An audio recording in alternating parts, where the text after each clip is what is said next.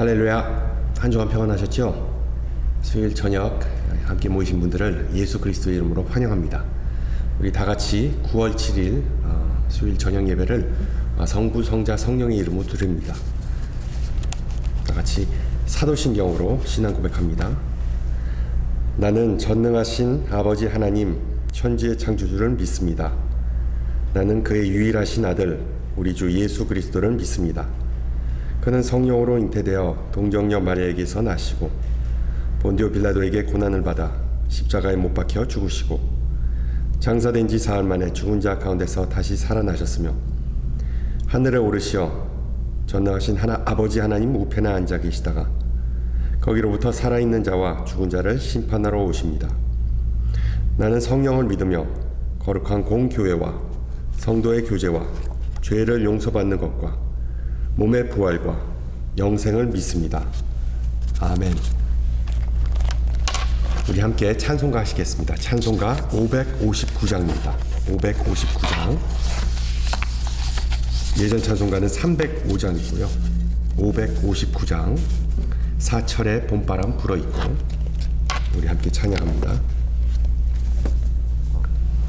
사철의 봄바람 불어있고 하나님 아버지 모셨으니 믿음의 반석도 든든하다. 우리 집 즐거운 동산이라. 고마워라 임마누엘.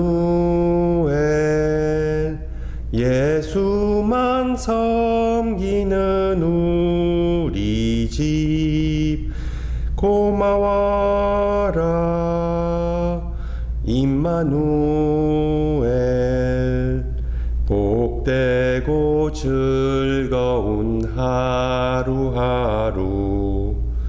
어버이 우리를 고이시고 동기들 사랑에 뭉쳐있고 기쁨과 서름도 같이 하니 한간의 초가도 천국이라. 고마워라 임마누엘. 예수만 섬기는 우리 집. 고마워라 임마누엘.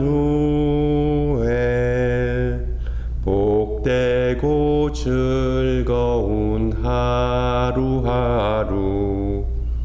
아침과 저녁에 수고하여 다 같이 일하는 온 식구가 한 상에 둘러서 먹고 마셔. 여기가 우리의 낙원이라. 고마워라 임마누엘. 예수만 섬기는 우리 집. 고마워라 임마누엘. 복되고 즐거운 하루하루.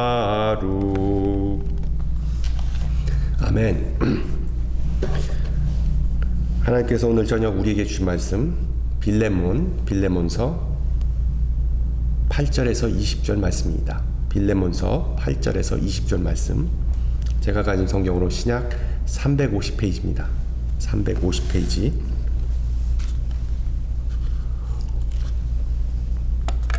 빌레몬 8절에서 20절 말씀을 받들어 봉독합니다.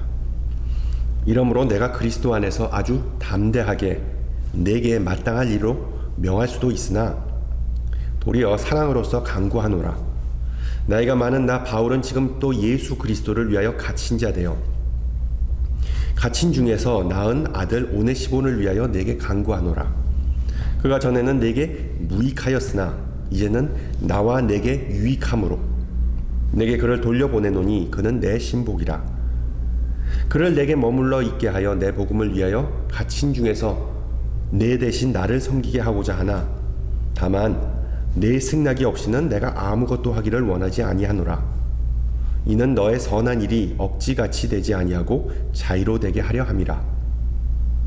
아마 그가 잠시 떠나게 된 것은 너로 하여금 그를 영원히 두게 함이니 이후로는 종과 같이 대하지 아니하고 종 이상으로 곧 사랑받는 형제로 둘 자라.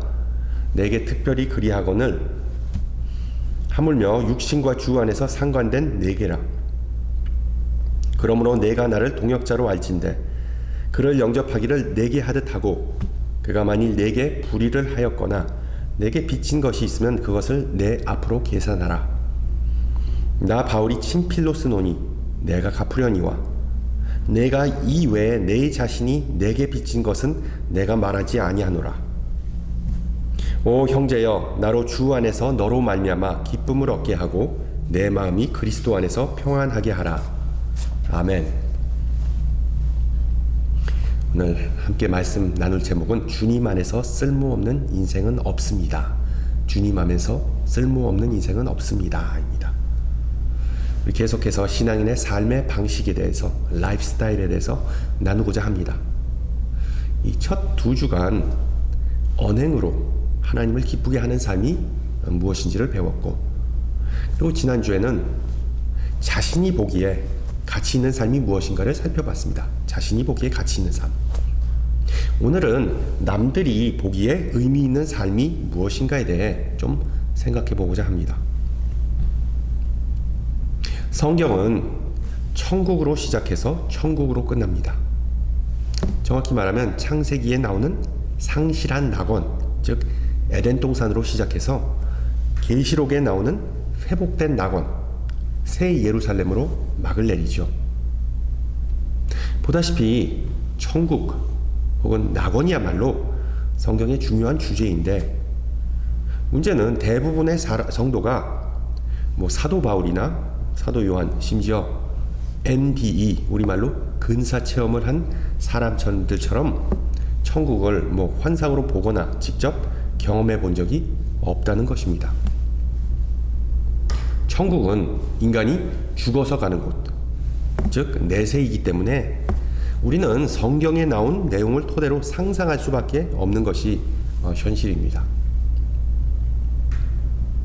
보통 낙원 하면 패러다이스, 대부분 사람은 이 어떤 열대 지역에 있는 휴양지, 무인도에 있는 해변과 그리고 야자수, 파라솔과 그리고 비치 의자, 칵테일과 같은 그런 그림을 떠올리죠. 특히 미국 사람들에게 있어 죽기 전에 꼭 가봐야 할 명소 중에 하나가 바로 플로리다에 있는 디즈니 월드와 그리고 태평양의 낙원이라고 불리는 하와이 섬입니다. 하와이를 꼽을 수 있습니다. 어느 기독교 신문에 나온 내용인데, 이 하와이 섬에 사는 주민들이 겪는 바위섬 아리라는 현상을 잠깐 소개하고 있습니다. 그 칼럼의 내용을 보면 그 하와이 원주민들은 살다 보면 언젠가 그 낙원과 같은 환경이 그냥 단순한 바위덩어리, 바위섬으로밖에 보이게 되고 그 지긋지긋한 곳을 좀 벗어나고 싶다는 충동을 느낀답니다. 물론 하와이 섬을 방문하는 관광객들은 원주민들이 아름다운 환경에 질려서 다른 곳에 이주하고자 한다는 그런 마음을 절대로 알 수 없죠. 지상 낙원도 질리기 마련이라는 사실을 관광객들은 이해하기 힘듭니다. 그러면서 그 기자는 말하기를 그 주민들이 하와이 섬을 떠나서 미국 대륙, 그러니까 메인랜드에 가장 가고 싶어하는 도시는 바로 라스베이거스입니다. 라스베이거스. 여러분, 우리 중에 누가 라스베이거스를 지상 낙원으로 간주하는 사람이 있겠습니까? 참 아이러니하죠. 보다시피 세상 사람들에게 있어 낙원은 상대적인 개념입니다. 그렇다면 하나님의 눈에 비친 낙원은 어떤 모습일까요? 창세기 저자는 아름답고 먹기 좋아 보이는 나무들이 에덴 동산에 가득하였다고 묘사하면서 하나님은 그 나무들 가운데 사람을 두어 그 나무들을 경작하고 그리고 지키게 하셨다고 기록합니다. 즉 아담은 낙원에서 뭐 룰루랄라 그냥 놀고 먹은 것이 아니라는 것이죠. 이 종합해 보면 우리 하나님께서 구상하신 낙원은 생산적인 노동과 그리고 참된 안식, 참된 쉼이 공존하는 세상입니다. 밸런스를 이루는 그런 세상이 바로 낙원입니다. 적당히 일하고 적당히 쉬는 것이 이루는 균형, 그것이 공존하는 그것이 바로 복된 삶의 특징이죠. 안타깝게도 인간의 빈약한 상상력 때문에 우리 낙원에 관한 하나님의 이런 비전을 우리는 공유하지 못하는 실정입니다. 우리 예수님의 공생애를 봐도 우리 주님은 일과 휴식을 병행했다는 사실을 우리가 알게 되죠. 어떤 때는 군중들과 함께 시간을 보내시고 아니면은 그 제자들의 서클과 은밀한 교제를 일삼으셨습니다. 때로는 사람들을 먹이시고 가르치시고 고치시기도 하셨지만 아니면 나중에는 한적한 곳에 물러가서 기도로 하나님과 시간을 보내셨습니다. 무거운 가방을 한 손에 드는 것보다 양손에 드는 것이 덜 힘든 것처럼 우리 예수님은 일과 쉼의 균형을 맞추는 삶을 사셨기 때문에 한쪽으로 치우치지 않고 궁극적으로 똑바로 나가실 수 있었던 것이죠. 바로 십자가라는 가장 무거운 짐을 감당하실 수 있었던 그 비결입니다. 따라서 예수님의 제자는 항상 균형 잡힌 삶을 신경을 써야 합니다. 그러한 균형된 삶을 통해서야만 버거운 인생의 짐도 감당할 수 있기 때문이죠. 다시 한번 말씀드립니다. 성경이 묘사하는, 그리고 또한 오늘 방금 전에 부른 찬송이 묘사하는 낙원 또는 하나님의 나라는 어떤 환상적인 장소라는 개념을 뛰어넘습니다. 그것은 바로 일과 쉼이 완벽한 조화를 이루는 삶 그 자체를 말하기 때문입니다.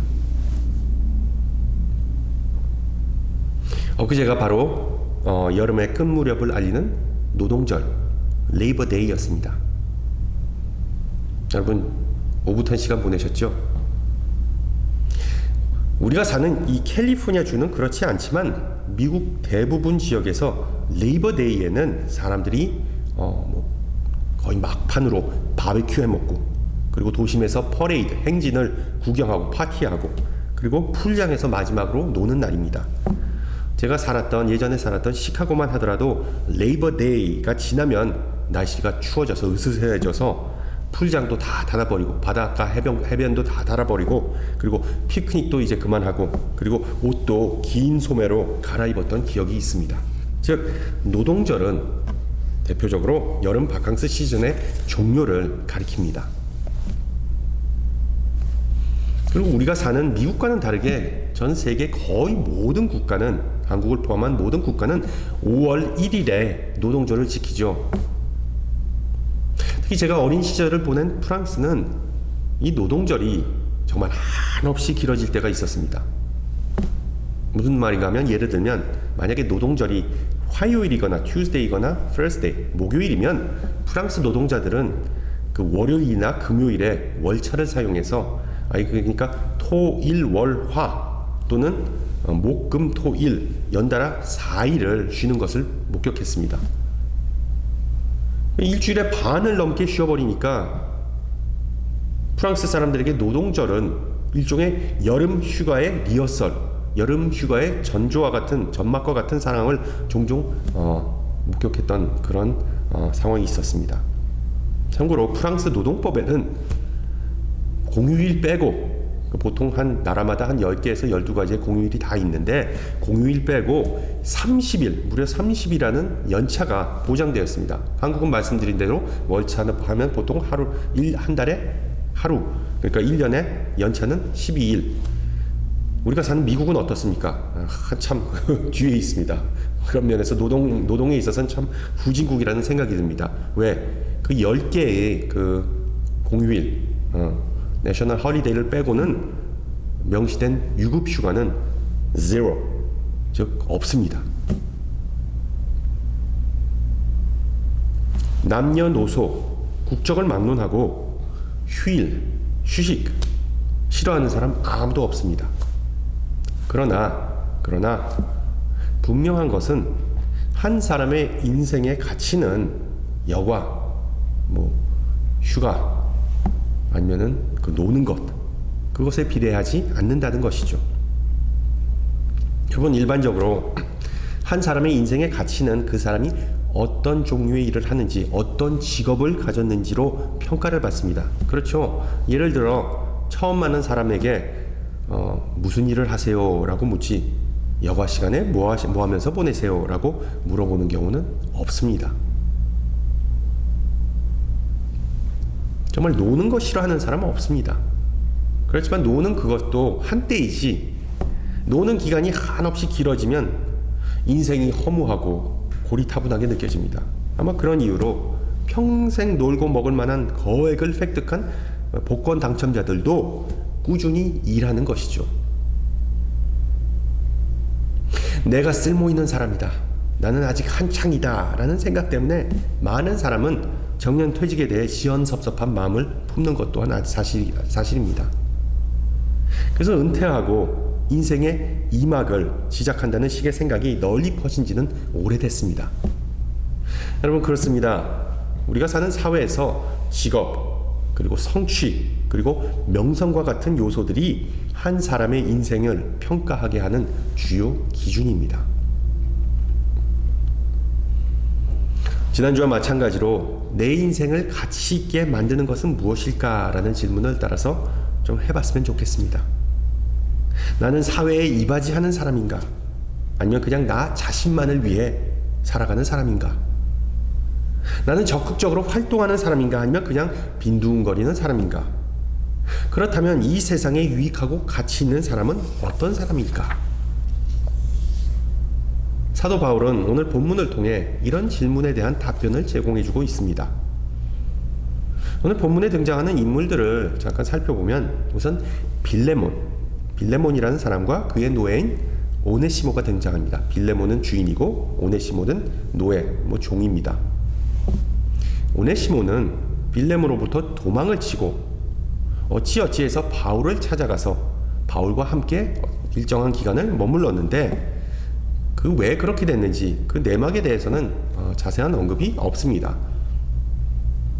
그 이유, 그 원인, 그 과거에 집중하기보다 바울은 미래지향적인 모습을 오늘 본문에서 보입니다. 즉 오네시모의 과거 행보는 다 잊어라.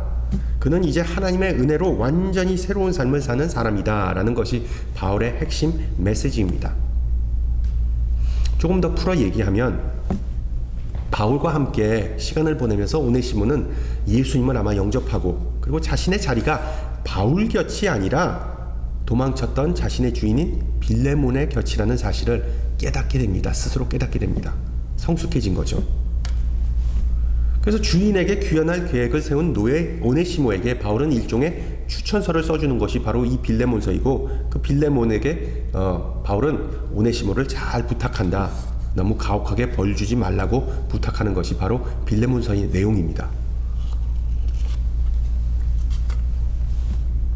실제로 도망쳤던 노예가 주인의 품으로 돌아가는 것은 그 당시만 해도 너무 적절한 당연한 행동이었습니다. 왜? 법적으로 노예는 주인과 떨어져 있으면 안 됐기 때문입니다.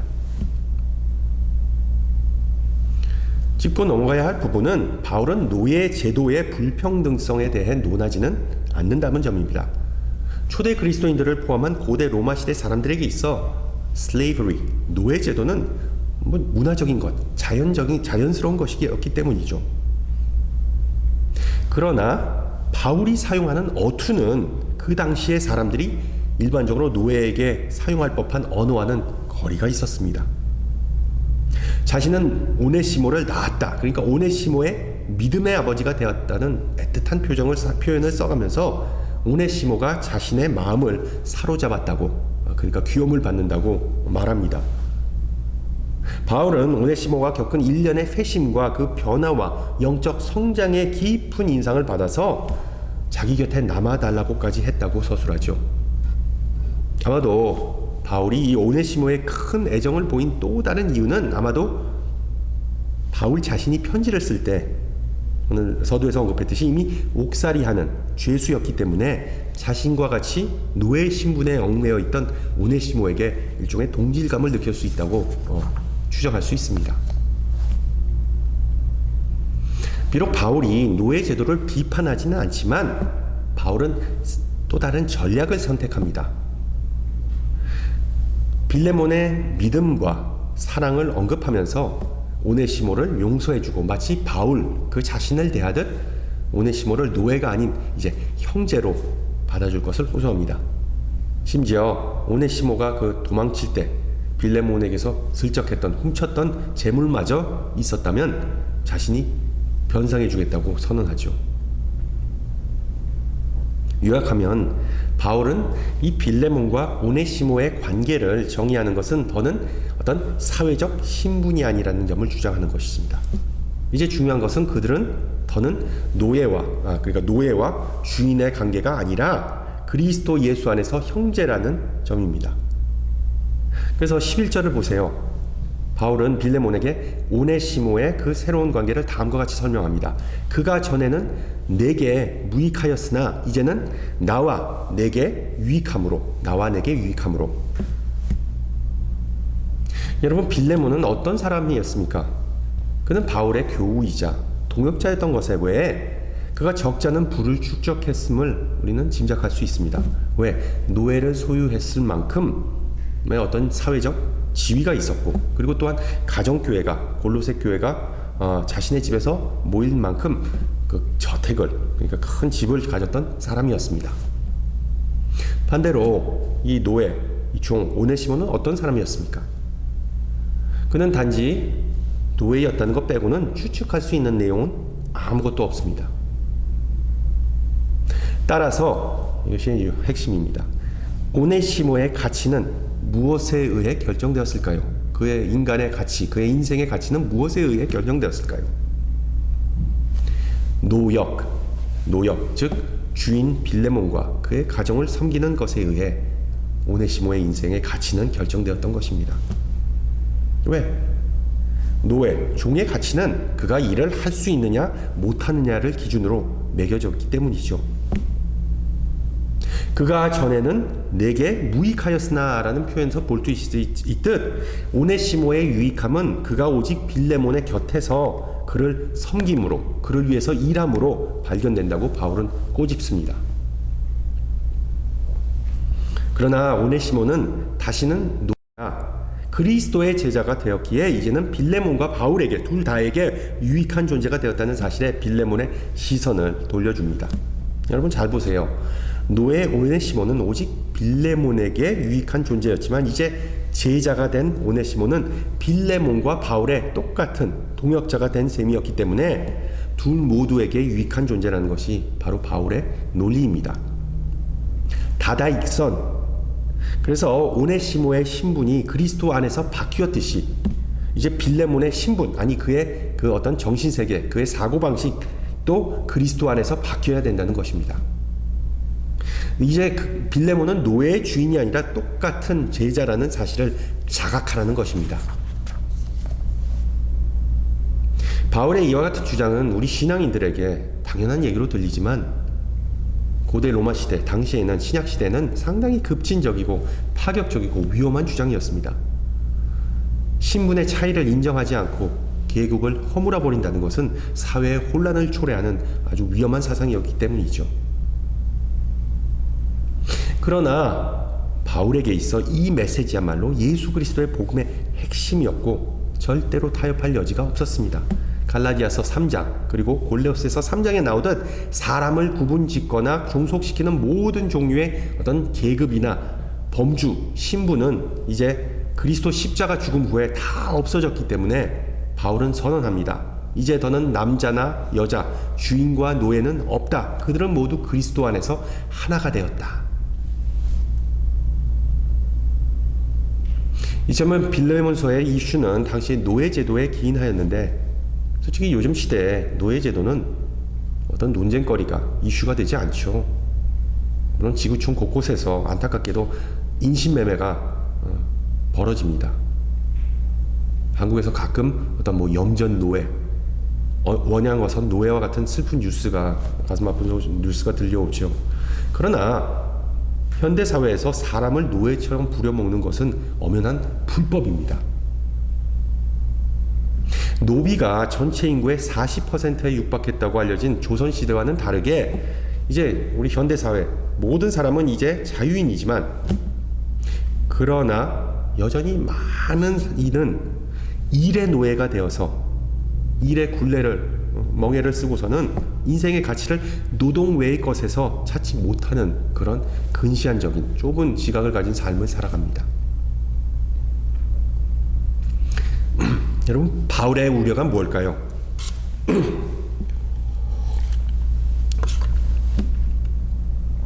바울의 우려가 뭘까요? 빌레몬이 더는 노역을 하지 않는 종 오네시모라는 존재를 무익하고 쓸모없는 존재로 치부하는 것입니다. 실제로 한 사람의 존엄성, 한 생명의 가치는 그가 하는 일에 비례하지 않는다는 생각이 우리가 지금 사는 현대사회에 뿌리내기까지는 상당한 고통과 그리고 시간이 걸렸습니다. 바꿔 말하면 이 노동절이라는 특별한 어떤 상징, 그 휴일이 생기기까지, 노동법이 제대로 성립되기 전까지 얼마나 많은 피가 흘렀는지 우리는 잘 모릅니다. 한 달 휴일 단 이틀, 하루 평균 노동시간 무려 14시간, 정작 일당으로 손에 쥐는 손은 차 한 잔 값인 단돈 50원. 바로 얼마 오래전이지 않은 한 60년대, 70년대 전, 그러니까 1960, 70년대 한국 사회 노동 환경이었습니다. 여러분. 잘 아시잖아요. 과거의 여공들, 뭐 화장실 갈 시간이나 밥 먹을 시간조차 주어지지 않는 정말 비참하다 못해 비인간적인 삶을 살아야만 했던 이야기, 그런 뉴스들 다 아실 겁니다. 뭐 한국만 그랬던 것은 아니죠. 미국에서도 그런 끔찍한 노동 환경이 우리보다 훨씬 이전에, 그러니까 한 1880년대에 성행했습니다. 당시에 하루 평균 노동 시간도 무려 14시간, 일주일에 평균적으로 100시간을 일했답니다. 여러분 한번 상상해 보세요. 아침 6시에 출근해서 밤 10시에 퇴근한 삶이 과연 그게 삶이라고 할 수 있겠습니까? 그런 일상이 계속되면 사람은 그냥 죽습니다. 쓰러집니다. 근대 산업화와 더불어 전 세계 거의 모든 나라에서 수많은 근로자가 욕설, 구타, 폭력, 고문의 희생자가 됐습니다. 여자, 남자, 심지어 아이들 할 것 없이 총 맞거나 사람 화장되거나 신체가 절단되거나 길거리에 끌려가서 처형당하는 끔찍한 사건들이 발생했습니다. 왜 그들은 그것에 목숨을 걸었을까요? 그들은 존재의 의미를 자신이 하는 일, 노동이 아닌 인간의 존엄성, 인간 그 자체에서 찾았기 때문입니다. 그리고 그분들의 투쟁과 희생 덕분에 우리가 지금처럼 적당히 감당할 수 있을 만큼 일하고, 그리고 또한 적당히 쉬고, 그리고 잘 먹고 잘 사는 것 아니겠습니까? 그런 암울한 역사의 과정이 없었다면 우리는 아직 주일은커녕 휴일은커녕 정말 그냥 밤낮으로 기계처럼 일하면서 살아가고 있겠죠. 그런데도 많은 이는 일과 쉼의 사이에 균형을 찾지 못하고 오직 한 가지에 집중하는 모습을 보이기도 합니다. 그렇게 뒤틀린 생활 방식, 지나치게 한쪽으로 치우친 일상 속에서 당연히 신앙생활이라는 믿음이라는 요소는 뒷전이 되거나 비집고 들어갈 틈조차 없게 됩니다. 내 인생은 내가 하는 일과 내가 생산하는 결과물보다 분명히 더 가치가 있을 거야 라는 생각을 가끔씩 하지만, 그런데도 많은 이들은 인생을 자신의 직업, 역할, 신분과 같은 것으로만 가늠합니다. 그것이 바로 빌레몬이 자신의 노예 오네시모를 바라보던 시각이었습니다. 오네시모는 노예로서만 유용한 존재이다. 끝. 오네시모가 어디 감히, 노예가, 종이 어디 감히 무슨 똑같은 동역자라고 설치고 다닐까? 바울은 빌레몬의 이처럼 삐뚤어진 관점을 11절에서 바로잡아줍니다. 그가 전에는 내게 무익하였으나 이제는 나와 내게 유익함으로 도망 중이던 오네시모가 빌레몬에게 무익한 존재였으나 오네시모는 이제 빌레몬과 바울 둘 모두에게 유익한 존재가 되었습니다. 그 이유는 오네시모가 그리스도 예수 안에서 자신의 참된 자아와 그리고 소명, 즉 유익함을 발견하기 때문이죠. 그의 인생의 목적은 이제 빌레몬만을 섬기는 것이 아니었습니다. 바울과 그리고 빌레몬과 똑같은 예수의 제자가 된 오네시모는 바울과 빌레몬과 똑같은 소명, 부름을 받았습니다. 즉 단 한 사람이 아니라 많은 이들을 섬기고 궁극적으로 예수님을 섬기는 것이 바로 그 소명의 본질이었기 때문입니다. 우리는 모두 다 예수님을 섬기는 제자 맞죠? 여러분 제자 맞습니까? 아멘. 그렇다면 우리의 인생은 그 어떤 상황 속에서도 다 유익하고 의미 있는 삶이란 사실을 기억하시기 바랍니다. 일을 하든 안 하든 아르바이트 하든 우리의 소유가 많든 적든 우리가 하는 일이 만족스럽든 불만족스럽든 직장 상사가 나를 높게 평가하든 말든 우리가 하는 일에서 보람을 얻든 말든 그리스도 예수의 제자가 된 우리가 일상 속에서 하는 모든 행동은 다 의미 있고 유익하다는 사실을 믿으시기를 바랍니다. 여러분 혹시 컴퓨터나 자동차 엔진이나 뭐 시계, 손목 시계와 같은 그 내부를 들여봐 보신 적이 있으신가요? 비전문가인 우리 눈에는 그 안에는 그냥 무수히 많은 부품만 보입니다. 그리고 그 부품들, 그 파트들이 다 어떤 특정을 기능을 하기 위해 고안되었다는 그런 사실만 두리뭉실하게 알 수 있을 뿐입니다. 뭐 다 쓸모가 있기에 그 부품들이 거기에 들어있는 것이겠죠. 거추장스럽다고 뭐 줄을 케이블 같은 걸 하나 싹 빼버리거나 아니면 어떤 부품을 그냥 다른 데다 꽂아버리면은 기계 자체가 아예 안 돌아갑니다. 마찬가지로 우리 인간은 창조주 하나님에 의해 지음받았는데 우리는 분명 어떤 컴퓨터나 자동차와 같은 기계들과는 다릅니다. 왜? 우리는 무궁무진한 수많은 일을 할 수 있기 때문입니다. 그리고 그런 멀티태스킹, 복합적인 능력은 축복인 셈이죠. 어느 분야에서 특출하게 더 잘하는, 그러니까 어느 분야에서 천재라고 불리는 사람들처럼 물론 어떤 이들은 다른 사람보다 특출하게 어느 분야에서 더 잘하는 일이 있습니다. 그러나 전반적으로 우리 인간에게는 공동체를 원활하게 돌아가게 만들고 유익하게 할 수 있는 다양한 달란트가 주어졌습니다. 몇 가지 예를 들자면 제3세계의 우물이나 결핍아동을 후원하는 것, 스폰서하는 것, 아픈 이들을 돌보거나 노숙자 사역에 동참하는 것, 단기 선교 여행을 하거나 교회 학교 교사로 섬기면서 어린 아이들을 양육하는 것, 이 모든 것이 다 그리스도인을 섬기는 행위입니다. 마찬가지로 우리가 직장이나 비즈니스에서 소명의식과 직업윤리를 가지고 열심히 그리고 정직하게 일하는 것, 학생이라면 꾸준히 공부하는 것, 부모라면 자녀를 돌보고 또한 노부모를 공경하는 것, 그리고 이웃과 교제하면서 좋은 사이를 쌓는 것, 이 모든 것들도 다 그리스도를 섬기는 범주 안에 포함되는 것이죠. 우상에게 바쳐진 재물 논쟁에서 먹든지 마시든지 무슨 일을 하든지 오직 하나님의 영광을 위해 하라고 바울은 기록합니다. 무슨 일을 하든지 라는 표현에서 드러나듯 하나님은 뭐 직업이든 비즈니스로 사람의 인생을 평가하지 않습니다. 오히려 그 사람의 인생은 하나님에게 영광을 돌리느냐 마느냐, 즉 하나님을 기쁘게 하느냐 마느냐, 그리고 그의 아들 예수 그리스도에게 유익한가 아닌가로 평가받는 것입니다. 노동절이 지나고 무더위가 기승을 부리는 여름 끝 무렵, 수학의 계절인 가을을 시작하면서 우리 모두 새로운 헌신과 마음가짐으로 그리스도에게 좀 유익한 존재가 됐으면 좋겠습니다.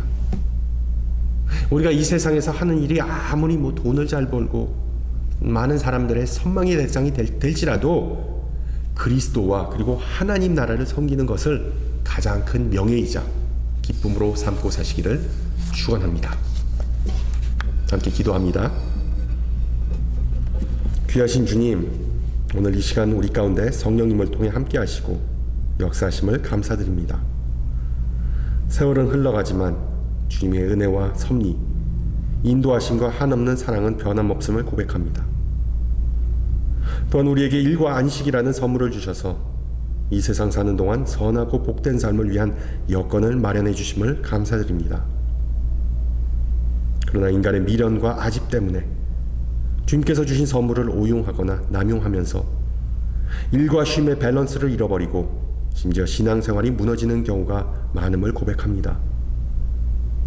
또한 주님께서 창조하신 귀한 생명을 일이라는 단편적인 면만을 바라보면서 평가하면서 부러워하거나 무시했음을 회개합니다. 주님의 무한한 자비와 은혜로 우리의 편견과 교만을 용서해 주시고 우리의 잘못된 시각을 바로잡아 주시오.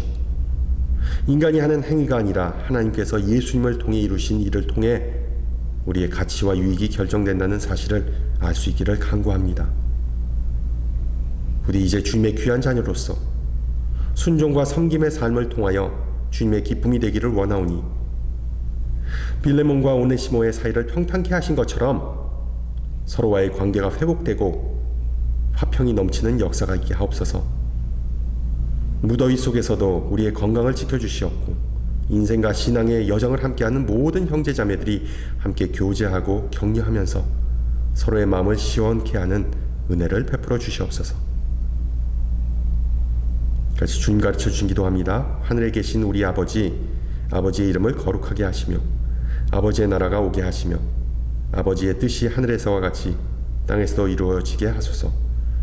오늘 우리에게 일용할 양식을 주시고 우리가 우리에게 잘못한 사람을 용서하여 준 것 같이 우리 죄를 용서하여 주시고 우리를 시험에 빠지지 않게 하시고 악에서 구원하소서.